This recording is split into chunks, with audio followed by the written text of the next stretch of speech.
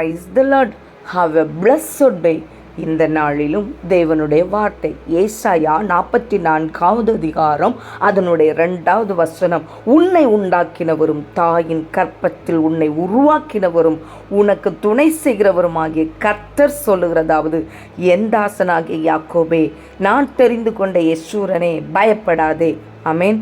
அன்பான தேவனுடைய பிள்ளைகளே, தேவனாகிய கர்த்தர் தான் தெரிந்து கொண்ட பிள்ளைகளோடு ஒரு வார்த்தை சொல்லுகிறார். அது என்ன என்றால், நீ பயப்படாதே. ஆமென்.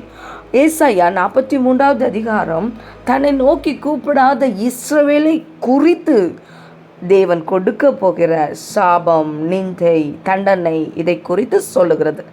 ஆனால் 44வது அதிகாரத்திலே தேவன் சொல்லுகிறார், யாக்கோபே, நான் தெரிந்து கொண்ட யெஷூரனே, நீ பயப்படாதே. உன்னை நான் தெரிந்து கொண்டேன், தாயின் கற்பத்தில் உன்னை உருவாக்கினேன். ஆகவே தாகமுள்ளவன் மேல் தண்ணீரையும் வறண்ட நிலத்தின் மேல் ஆறுகளையும் ஊற்றுவேன். உன் சந்ததி மேல் என் ஆவியை ஊற்றி உன் தலைமுறைகள் மேல என் ஆசீர்வாதத்தை வைப்பேன் என்று தன் தாசனாகி யாக்கோபை திடப்படுத்துகிறார். ஆமென். இதை கேட்டுக்கொண்டிருக்கிற அருமையான தேவ பிள்ளையே, நீ பயப்படாதே. நாம் ஆராதிக்கிற தேவன் உன்னோடே கூட இருக்கிறார். நான் சமீப நாட்களில் பால்யாங்கிச்சோவின் பிரச்சனைகளை வெல்லுங்கள் என்ற புத்தகத்தை படித்த போது ஒரு சம்பவம் அதில் போடப்பட்டிருந்தது. வட கொரியாவில் உள்ள கம்யூனிஸ்ட் அரசாங்கம் தென் கொரியாவை முற்றுகையிட்டு கிறிஸ்தவ மார்க்கத்தை அழிக்க தீர்மானம் செய்த காலம். அப்படியே அவங்க 500 ஊழியர்களை கொண்டு போட்டார்களாம். 2000 ஆலயங்களை நிர்மூலமாக்கி போட்டார்களாம். ஏராளமான ஊழியர்கள் உயிருக்காக தப்பி ஓட ஆரம்பித்த போது ஒரு ஊழியர், என்ன ஆனாலும் பரவாயில்ல, நான் கர்த்தருக்காக ஊழியம் செய்வேன் என்று அவர் ஊழியம் செய்தார். பகல் நேரத்தில் பிடிபட்டு விடாதபடி மலைகளில் போய் ஒழித்து கொள்வாராம். மாலை நேரத்தில் இரவு நேரத்திலும் ஜனங்களை சந்தித்து ஊழியம் செய்வாராம்.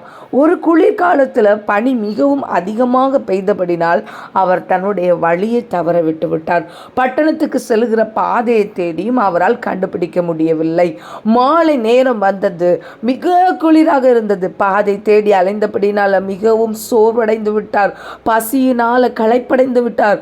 எவ்வளவோ முயற்சி அவரால் பாதையை கண்டுபிடிக்க முடியாமல் போகவே கடைசியாக கொட்டுகிற பணியில் முழங்கால் படியிட்டு ஆண்டவரை நோக்கி, ஆண்டவராகி இயேசுவே, என்னுடைய வாழ்வும் மரணமும் உம் கையில் தான் இருக்கிறது.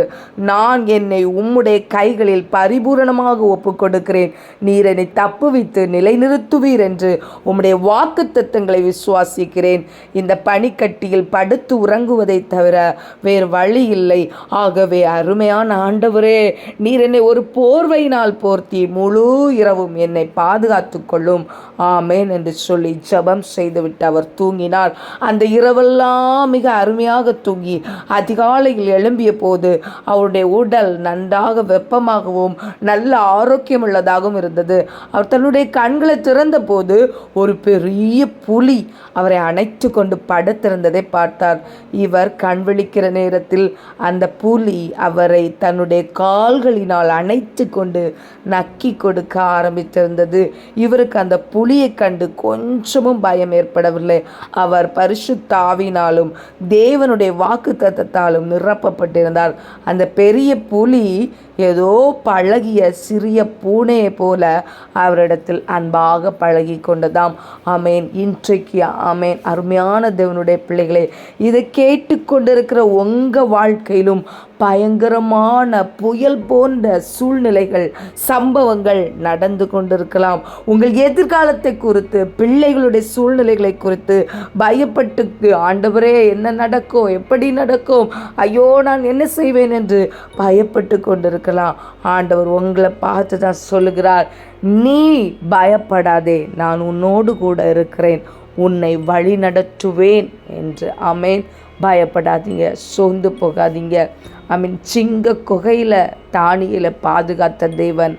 ஆமீன். சோத்திரம். இந்த புலி பக்கத்தில் இருந்த அந்த ஊழியரை பாதுகாத்து வழி நடத்தின தேவன் உங்களையும் இந்த சூழ்நிலையிலிருந்து பாதுகாத்து ஏற்ற காரியங்களை செய்து உங்கள் வாழ்க்கையில் அற்புதமாய் அவர் நடத்த போகிறார். God bless you. ஆமென். அருமையான தேவனுடைய பிள்ளைகளே, இந்த சேனல் இப்போ தான் நான் தொடங்கியிருக்கேன். இதை உங்கள் உறவினர்களுக்கு, நண்பர்களுக்கு ஷேர் பண்ணி கொடுங்க, சப்ஸ்கிரைப் பண்ண சொல்லுங்கள். அதே போல் நிறை குறைகளை கமெண்ட் பண்ணுங்கள். கர்த்தர் தாமே உங்களை ஆசீர்வதிப்பாராக. God plus.